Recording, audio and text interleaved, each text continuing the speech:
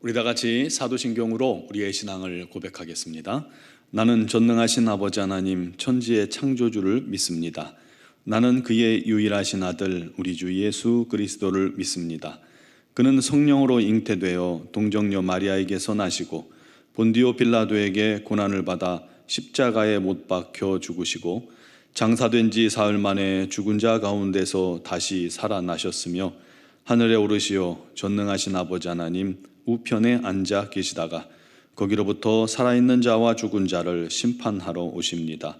나는 성령을 믿으며 거룩한 공교회와 성도의 교제와 죄를 용서받는 것과 몸의 부활과 영생을 믿습니다. 아멘. 찬송가 270장 찬양 드리겠습니다.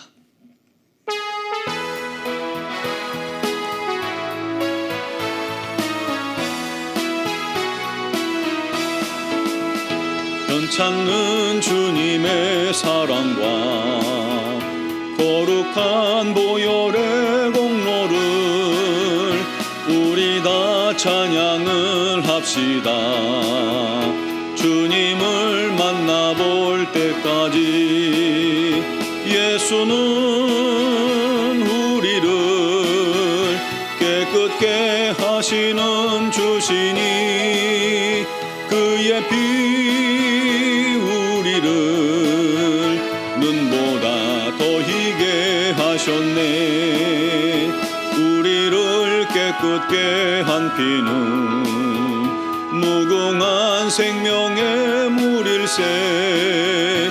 생명의 구원을 받은 자 하나님 찬양을 합시다.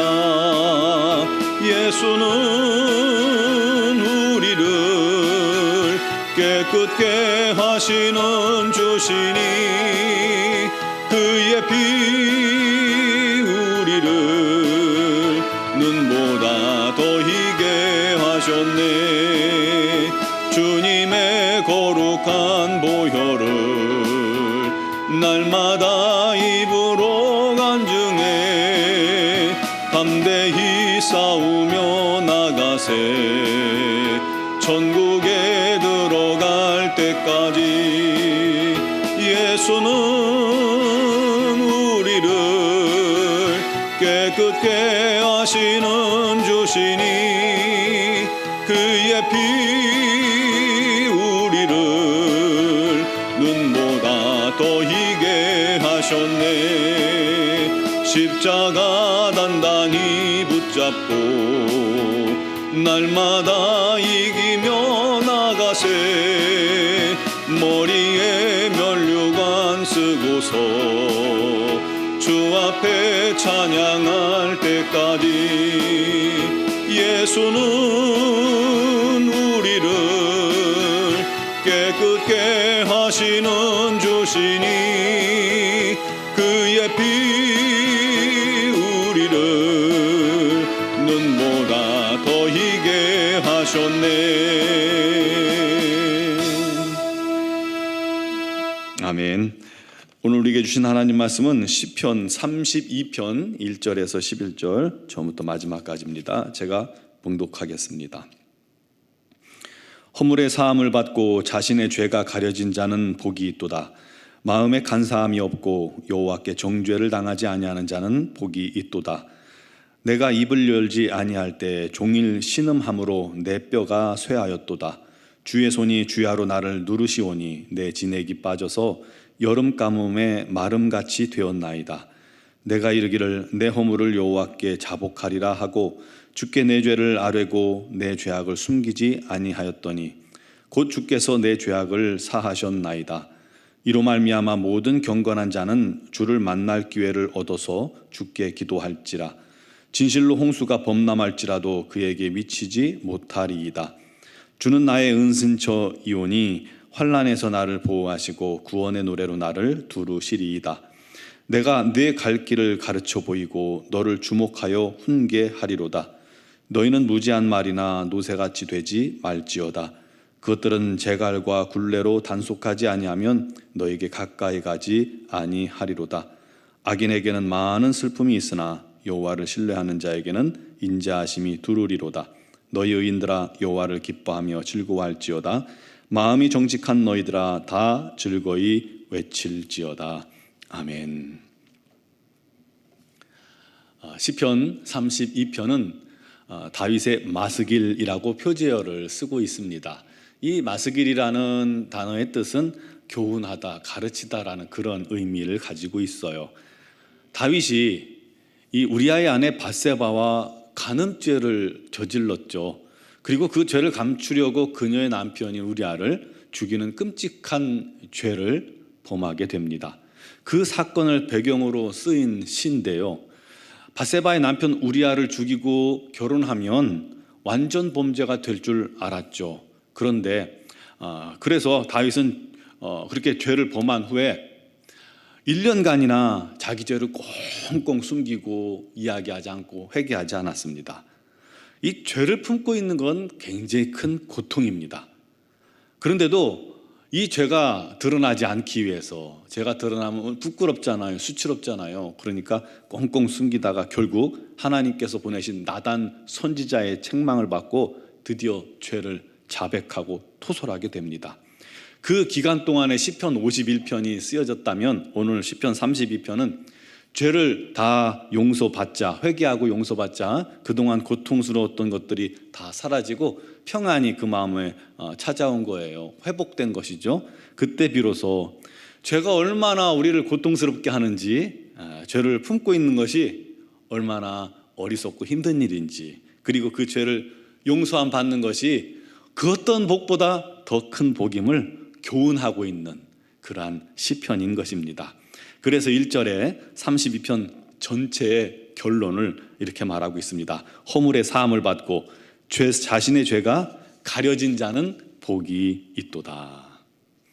2절에 다시 한번 반복하고 있어요. 마음에 간사함이 없고 여호와께 정죄를 당하지 않은 자는 복이 있도다.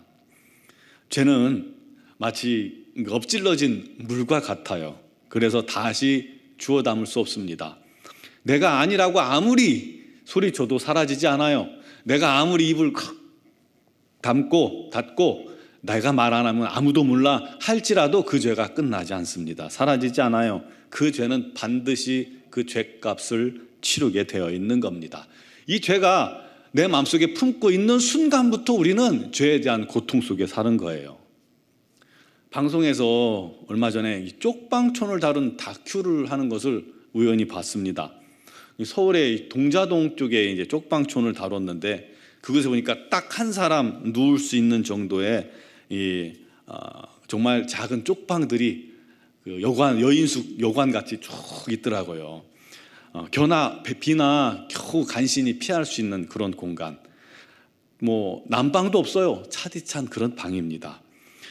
불결한 환경에 씻지도 못하고 알코올 중독과 질병에 노출된 채 사람들이 그곳에서 정말 밑바닥 인생을 살아가고 있었습니다.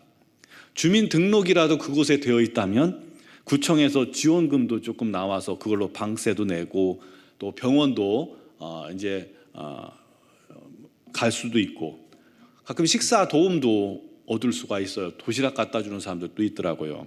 그런데 그곳에는 전국에서 온 많은 범죄자들이 있다는 거예요. 그 쪽방촌에 들어가 숨어 있으면요, 경찰이 아무리 와도 찾을 수가 없답니다. 얼마나 이렇게 사람들이 많은지요. 문제는 그들이 주민등록을 옮겨올 수가 없는 거잖아요. 그러니까 주민등록도 없으니까 아무런 도움을 못 받고 있는 거예요. 구호단체에서 쌀과 라면을 줘도 받으러 나갈 수가 없는 거죠.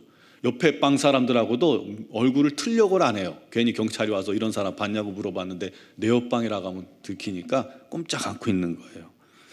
경찰이 수시로 그렇게 와갖고 사람들을 찾더라고요. 그렇게 고립되어 있다가 결국은 그곳에서 쓸쓸한 죽음을 맞이하는 겁니다. 죄의 굴레에 매어서 고통당하다가 결국은 그 죄 때문에 죽는 거예요. 사람들에게는 죄를 감출 수 있을지 모르겠지만 하나님 앞에서 무슨 수로 사람이 죄를 감춘단 말입니까? 없죠. 감추는 건 도리어 하나님의 진노만 그 머리 위에 쌓는 꼴이 되는 겁니다. 죄는 그 죄값을 반드시 치르게 되는 겁니다. 그 죄값은 죄를 짓는 순간부터 그의 마음 심령을 짓누르며 고통당하는 거예요. 그러므로 그게 바로 무거운 짐입니다. 고통의 죄를 우리가 짐을 지고 살아가는 거예요. 그 죄를, 그 짐을 용서함 받는다는 것이야말로 우리 인생의 가장 큰 복이 아닐까요? 반드시 그것이 정말 너무나도 큰 은혜인 겁니다. 다윗은 자신의 경험을 그렇게 고백하고 있는 겁니다. 내가 입을 열지 아니할 때 종일 신음함으로 내 뼈가 쇠하였나이다. 주의 손이 나를 주야로 누르시오니 내 진액이 빠져 여름 가뭄에 마름같이 되었나이다. 죄를 숨기고 자백하지 않을 때 그 죄의 짐으로 말미암아, 죄책감으로 말미암아, 고통으로 말미암아 뼈가 상할 정도고 진액이 다 빠져서 바짝 마른 나무같이 된다는 것입니다. 죄를 품고 있는 한 주님의 손이 자신을 쿡 짓누르는 듯한 그런 고통, 그 고통 속에 종일 신음할 수밖에 없는 겁니다. 그걸 죄의 책이라고 하죠. 죄책감. 그랬던 다윗이 결국 나단이 책망을 하는 그 책망의 순간 자신의 죄가 감출 수 없다는 것을 하나님이 이미 다 알고 계시다는 걸 다 깨닫고는 하나님 앞에 통회자복하게 됩니다. 죄를 다 토설하죠. 그렇게 모든 죄를 숨기지 않고 다 토설하니까 얼마나 시원했겠어요. 그런데 놀라운 일이 생깁니다. 오늘 말씀을 보니까 곧 주께서 내 죄악을 사하였나이다 하고 고백하고 있다는 거예요. 곧 내 죄악을 사하였나이다. 놀랍지 않습니까? 사랑하는 성도 여러분, 우리가 하나님 앞에 섰을 때 우리는 세상에서 지은 죄가 너무너무 많습니다. 백보자 심판대에서 불신 영혼들이 다 심판을 받고 있는데, 물론 그들이 우리 하나님을 믿지 않는, 우리 주님을 믿지 않는 죄가 가장 크지만 그들이 지은 죄가 다 드러나는데 나도 지었던 죄를 그 사람들은 지었고 그것 때문에 또 그 사람들이 심판을 받는 거예요. 지옥불로 떨어지는 모습을 목격하는 거예요. 그런데 내가 지었던 똑같은 죄를 말이죠, 내가 하나님 앞에 섰을 때 심판주가 내 이름을 부르면서 이렇게 선언하는 겁니다. 이 사람은 죄가 없도다. 놀랍지 않습니까? 놀랍지 않아요? 왜요? 우리가 뭐 했길래요? 똑같은 죄를 지었는데 왜 우리는 죄 없다고 선언받아요? 우리가 주님 앞에 나와 눈물 흘리며 회개하고 주님을 믿고 영접하는 그 순간 주께서 속히 곧 내 죄를 다 도말하시고 씻어주신 거예요. 기억조차 하지 않으신다고 했잖아요. 우리를 아예 하나님의 자녀 삼아주셨어요. 놀라운 일 아닙니까? 6절에 보면 모든 경건한 자는 주를 만날 기회를 얻어서 주께 기도할지라 진실로 홍수가 범람할지라도 그에게 미치지 못하리로다. 심판날이 홍수처럼 밀려와도 주 안에 있는 자들은 그 심판이 미치지 못한다는 것입니다. 오히려 주께서 우리를 안전하게 품으시고 보호해 주십니다. 그래서 성도는 죄가 있으면 지체하면 안 됩니다. 다른 사람들은요, 믿지 않는 사람들은 죄를 용서함 받을 길이 없어요. 그 자체가 없어요. 그들은 속히 죄를 고백해도 이 세상에서 처벌을 받고 하나님 앞에서도 처벌을 받지만 우리는 최대한 빨리 주님 앞에 회개하면 우리 하나님께서 곧 죄를 사해 주신다는 겁니다. 이게 우리에게 허락하신 은혜입니다. 그래, 빨리 회개하는 게 지혜예요. 죄가 있으면 절대 우리가 품고 있으면 안 됩니다. 빨리빨리 회개해야 됩니다. 그때 참된 평강과 기쁨이 있습니다. 두렵거나 염려가 되거나 근심이 있으면 우리 안에 뭐가 있는지 찾아봐야 돼요. 우리가 다 주님 앞에 내려놓고 맡기고 회개해야 합니다. 그때 참된 평강, 죄 사함의 기쁨이 넘쳐나는 겁니다. 그 인생이 진짜 복된 인생이에요. 놀랍지 않습니까? 우리는 심판에 이르지 않습니다. 영원한 하나님 나라를 상급으로 받게 될 겁니다. 우리 모두 이 땅에서도 거룩함으로 날마다 주님 주시는 평강과 기쁨이 넘치는 하루하루가 되시기를 주님의 이름으로 축원합니다. 기도드리겠습니다. 사랑하시는 아버지 하나님, 나 같은 죄인을, 우리 같은 죄인을 주님을 믿는 것 하나만으로 값없이 의롭다함을 얻게 하셨고 우리의 죄를 다 도말하시고 씻어주시니 너무나도 감사합니다. 아무 공로 없이 우리가 하나님의 자녀가 되어 싸우니 이제 그 하나님의 놀라운 은혜를 감사하며 찬양하며 기뻐하며 오직 우리 인생이 하나님의 영광을 위해 살아가는 인생 되게 하여 주시옵소서. 또한 삶 속에서 실수로 죄를 범하거든 우리가 속히 회개하여 곧 죄 사함을 받고 다시금 우리 주님 품 안에서 거룩한 삶을 또 살아가기에 부족함이 없도록 은혜 내려 주시옵소서. 하나님, 날마다 우리 하나님 앞에서 거룩하게 하시고 날마다 회개하게 하시고 날마다 정결함으로 우리 하나님과 친밀한 교제 가운데 있게 하여 주시고 우리 하나님 안에서 참된 기쁨과 평강이 넘치게 하여 주시옵소서. 오늘도 자신의 지은 죄를 사함받기를 고백하며 자백하며 토설하며 죄를 회개하는 자마다 우리 하나님께서 곧 용서하여 주시고 우리 하나님의 평강으로 덧입혀 주시옵소서.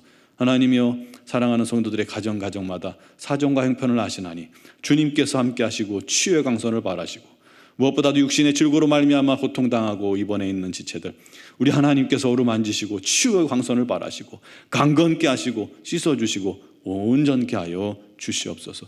주님만을 높이게 하여 주시옵소서. 주님만을 찬양하게 하여 주옵소서.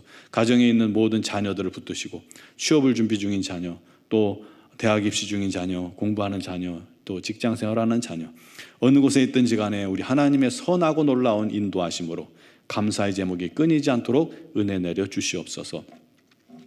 미얀마 양곤 한인중앙교회를 기억하시고 김은경 범한균 선교사님과 이선희 양문순 선교사님, 우리 하나님께서 강건의 축복을 주시고 그곳에서도 날마다 죽은 영혼 살아나게 하시고 우리 하나님께 돌아오는 놀라운 축복이 가득하게 하시고 그들의 모든 사역 위에 우리 하나님의 평강이 넘치게 하여 주시옵소서.